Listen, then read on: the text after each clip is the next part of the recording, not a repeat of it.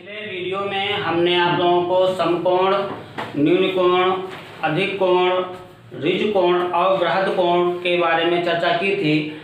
और अब कुछ और छोटे जो कोण छूट गए हैं उनके बारे में भी चर्चा करनी बहुत आवश्यक है।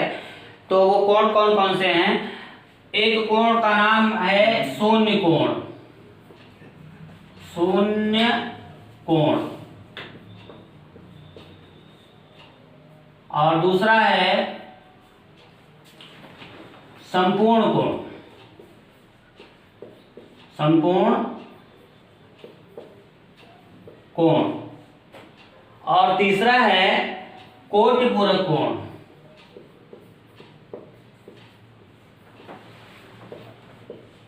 कोटिपूरक कोण,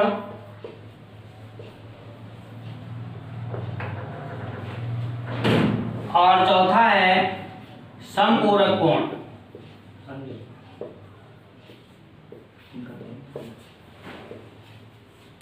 और पांचवा है शीर्षाभिमुख कोण, शीर्षाभिमुख।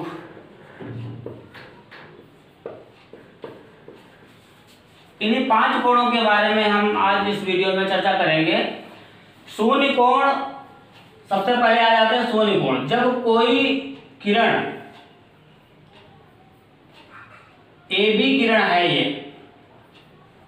ये किरण अपनी पूर्वत स्थिति में बनी रहती है, कोई भी दूसरी किरण इसके साथ में नहीं आती है और यहाँ पर कोई भी कोण तैयार नहीं होता, नहीं बन पाता है, तो ये शून्य कोण कहलाता है। तो शून्य कोण का मान हो जाता है, शून्य कोण जैसा कि नाम से ही विदित है कि इसका मान होता है शून्य अंश होता है। दूसरा है संपूर्ण कोण। संपूर्ण कोण जैसे कोई एक किरण है AB, ये किरण ऐसा चल करके ऊपर गई, फिर और थोड़ा आगे बढ़ी, फिर और आगे बढ़ी, थोड़ा और आगे बढ़ी, और इस प्रकार से यहां से चल करके कोण बना करके और आगे बढ़ती गई और फिर जा करके फिर उसी जगह पे आ गई जहां पे वो पूर्व स्थिति में थी। तो इसका मतलब ये हुआ कि ये किरण पूरी एक चक्कर पूरा कर लिया, और एक चक्कर पूरा करने में उसे 360 अंश चलना पड़ा, 360 अंश की दूरी से चलनी पड़ी। तो यहाँ पर ये कोण जो बना वह 360 अंश का होता है। तो संपूर्ण कोण का मान होता है, संपूर्ण कोण हो गया 360 अंश। परीक्षा की दृष्टिकोण से बच्चों से पूछा जाता है कि बताइए शून्य कोण कितने अंश का होता है, तो बच्चे बता देते हैं शून्य कोण 0 अंश का होता है, 0 अंश का होता है। और संपूर्ण कोण कितने अंश का होता है, तो संपूर्ण कोण 360 अंश का होता है। इसके बाद में सबसे महत्वपूर्ण ये जो बिंदु आगे के 2 हैं, कोटिपूरक कोण और संपूरक कोण, इनके बारे में हम विशेष रूप से आप लोगों को अब हम तीसरे नंबर कोटिपूरक कोण पर चर्चा करते हैं कि कोटिपूरक कोण क्या होता है। इसका नाम दूसरा भी नाम होता है पूरक कोण, कहीं कहीं इसका नाम पूरक कोण भी बोलते हैं, पूरक कोण।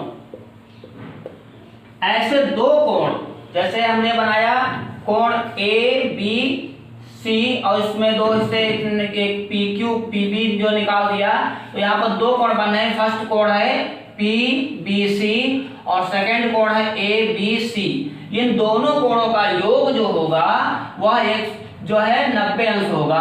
कोण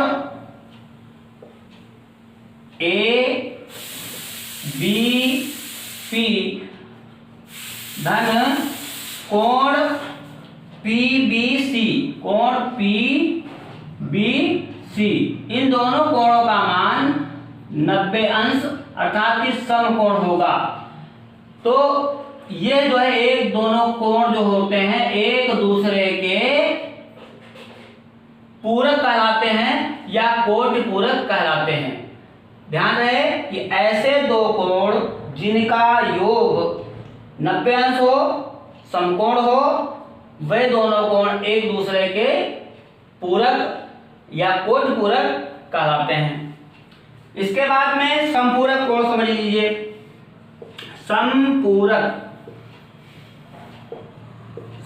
कोण, संपूरक जैसे इसमें कोटि पूरक कोण में दो कोणों का योग 90 अंश है, उसी प्रकार से इसमें थोड़ा सा अंतर यह है कि दो कोण बने हुए हैं जिनका योग 180 अंश हो। ये पहला कोण है और ये दूसरा कोण है। इस कोण का नाम है ए बी सी और डी। यहां पर जो पहला कोण है आपका डी बी सी और दूसरा कोण है डी बी ए। ये दोनों कोणों का योग जो है 180 अंश अर्थात कि ऋज कोण है।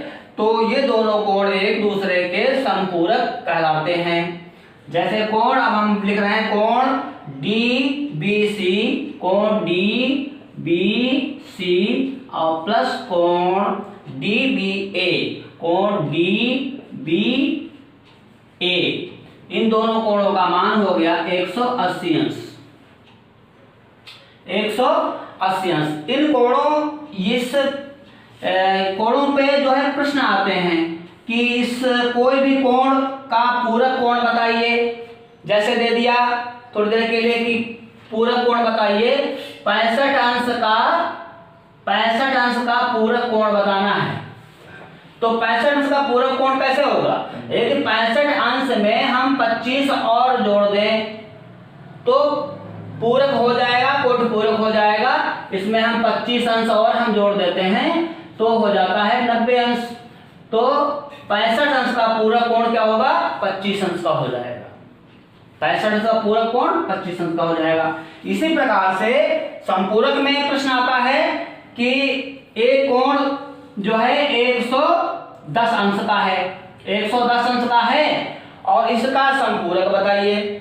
तो संपूरक इसमें अगर हम 70 अंश और जोड़ देंगे तब जाकर के ये 180 अंश बनेगा, क्योंकि संपूरक दो कोणों का योग 180 अंश होता है। तो यहाँ पर 70 अंश अगर हम जोड़ेंगे 110 में तो 180 अंश बनेगा। तो 110 अंश के कोण का जो संपूरक कोण होगा वह 70 अंश होगा। 70 अंश जोड़ने पर जो है वो संपूरक बनेगा। इस प्रकार से ये दोनों कोणों पे प्रश्न आते हैं, छोटे छोटे प्रश्न आते हैं। और अब हम आगे आप लोगों को बताने जा रहे हैं शीर्षाभिमुख कोण। अब शीर्षाभिमुख कोण बताने जा रहे हैं। शीर्षाभिमुख कोण, शीर्षाभिमुख कोण। शीर्षाभिमुख कोण का नाम जैसे आता है तो वहां पर दो तिर्यक रेखाओं का जो है चित्र हम मस्तिष्क में आ जाता है कि जब कोई दो तिर्यक रेखाएं P, Q और AB दो तिर्यक रेखाएं एक दूसरे को बिंदु O पर प्रतिच्छेदित करती हैं। प्रतिच्छेदित यानी काटती हैं, वो प्रतिच्छेद बिंदु होता है, वहां पर शीर्षाभिमुख कोण बनते हैं। ये वाले जो है जिनके मुख जो है एक दूसरे से जुड़े हुए हैं, ये कोण ये जो है प्रतिच्छेद बिंदु है, प्रतिच्छेद बिंदु है, वो प्रतिच्छेद बिंदु है। और यहाँ पर जो प्रतिच्छेद बिंदु के द्वारा जो कोण बनना है कोण AOQ, ये जो कोण बनना है कोण POB, इन दोनों के मुख एक दूसरे से जुड़े हुए हैं और इनके जो मान होंगे ये शीर्षाभिमुख कोणों के मान समान होते हैं। यानी कोण AOQ बराबर होगा कोण POB, कोण POB। दूसरी तरफ भी बन सकते हैं, हम इधर साइड में ले लेते हैं, लेफ्ट साइड में कोण POA, कोण POA ये बराबर हो जाएगा कोण BOQ, कोण BOQ। कोण AOQ और कोण POB कोण AOQ और POB ये दो एक दूसरे के जो है शीर्षाभिमुख हैं, और दूसरे जो है कोण POA और कोण BOQ ये एक दूसरे के शीर्षाभिमुख कोण हैं। इनका भी जो है रेखागणित में बड़ा ही महत्व है। प्रमेय जब आती है तो वहां पर इनको समझाना पड़ता है। बताएं कि शून्य कोण, संपूर्ण कोण, पूरक कोण और संपूरक कोण, शीर्षाभिमुख कोण, इस वीडियो में ये आप लोगों ने भली बात समझ लिया होगा। और ये आपका जो है वीडियो पूरा हुआ, इसको आप लोग लाइक कीजिए और शेयर कीजिए।